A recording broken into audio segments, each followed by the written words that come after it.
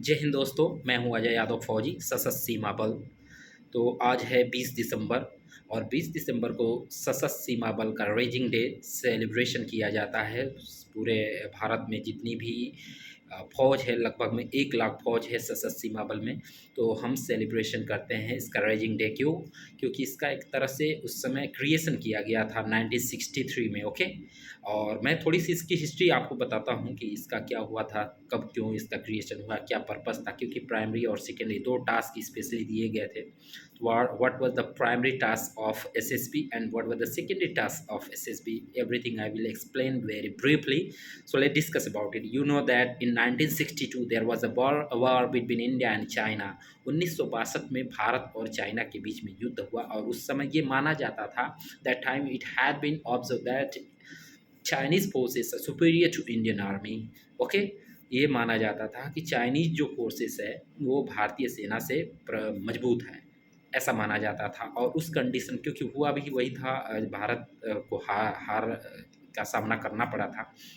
तो 1962 में क्या होता था कि ये विभिन्न विभिन्न पार्ट में ये क्या थे, खास करके बॉर्डर एरिया से इनके इंगेज होने का ऐसा था कि ये हमारे इंडियन टेरिटरी को एक्वायर करने के लिए कहीं से भी अटैक कर सकते हैं। तो उस कंडीशन में तुरंत हमें एक नए फोर्स की क्रिएशन करना था जो बॉर्डर एरिया में लोगों के साथ एक तरह से इंटेलिजेंस का काम करे और उनका काउंटर अटैक करे। क्योंकि इसको शुरू में जो था 1963 में जब इसका क्रिएशन किया गया था, तो इसका एक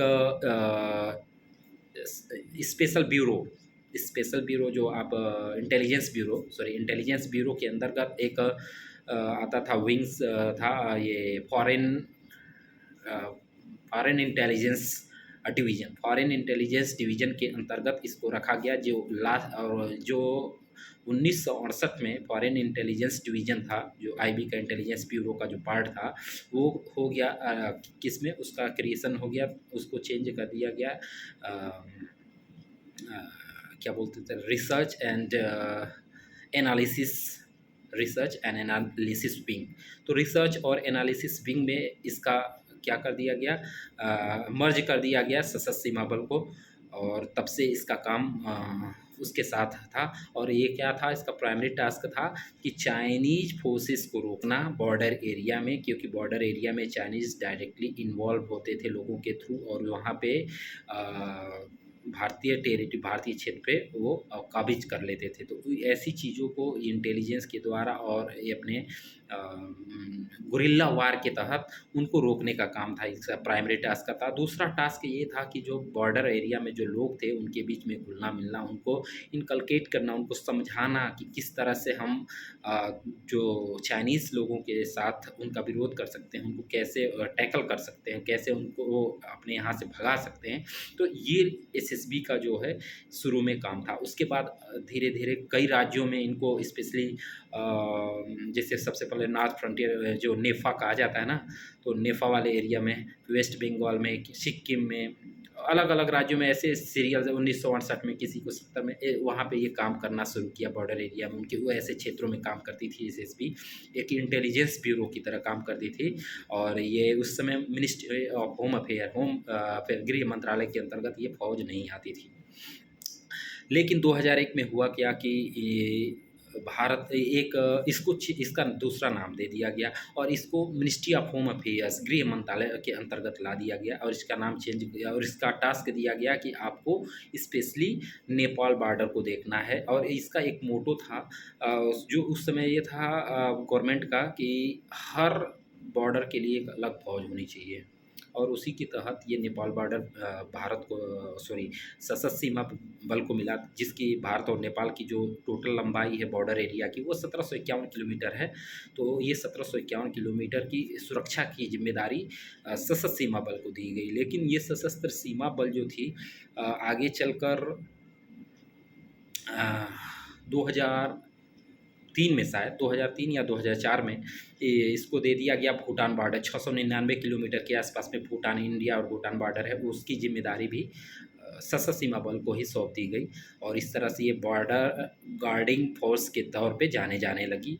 और 2007 में इसको प्रेसिडेंशियल असेंट मिला, जो मतलब राष्ट्रपति के तहत इनको एक एसेंट मिल गया, इनका एक्ट बना और उसी एक्ट के अंतर्गत जो है ये सशस्त्र सीमा बल संचालित होती है।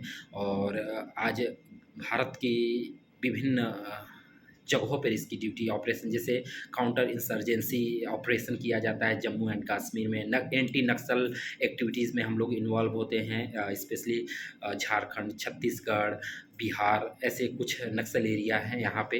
और बाकी बॉर्डर गार्डिंग फोर्सेस के तौर पे हम नेपाल, भारत और नेपाल बॉर्डर पे रहते हैं। दूसरी जो ड्यूटियाँ हमें मिलती हैं वो मिलती हैं इंटरनल ड्यूटी मिलती है, जैसे इलेक्शन ड्यूटी हो गया, लॉ एंड ऑर्डर की ड्यूटी हो गई। इसको मैनेज करने के लिए हमें ये सारी हमारी कर्तव्यों का हमें निर्वहन करना होता है। और जो बॉर्डर एरिया में जो लोग हैं उनमें समन्वय, उनमें ट्रेनिंग के माध्यम से, उनमें सहभागिता के माध्यम से भ्रातृत्व की भावना उनमें उत्पन्न करना है, उनकी सुरक्षा। एक्चुअली देखिए, भारत जो एसएसबी का जो मोटो है वो भी है service, okay, service, security and brotherhood, सेवा, सुरक्षा और भाईचारा। यही सशस्त्र सीमा बल का क्या है, मोटो है। और इसी के तहत आज हम कार्य कर रहे हैं बॉर्डर एरिया में, अलग अलग लोगों के बीच में उनकी सेवा की भावना, उनकी सुरक्षा की भावना और भाईचारे की भावना को हमारा जिम्मेदारी है और इन लोगों में ये हम फैला रहे हैं। तो सशस्त्र सीमा बल ने काफ़ी अच्छे लेवल में ये सफलता पाई है।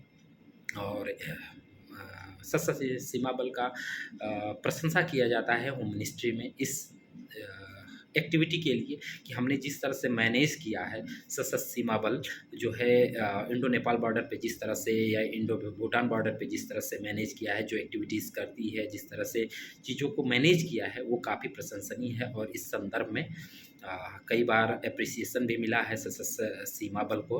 और आज 20 दिसंबर है और हर साल हम रेजिंग डे के तौर पे 20 दिसंबर को ही मनाते हैं। तो एक बार अपने दोस्तों को मैं फिर से जय हिंद बोलना चाहूँगा। और मैं चाहूँगा उन नौजवानों के लिए जो अभी फोर्सेस की तैयारी आप कर रहे हो कि आप दिल से, मन से मेहनत कीजिए और आइए, फ़ौज में आइए और एंजॉय कीजिए।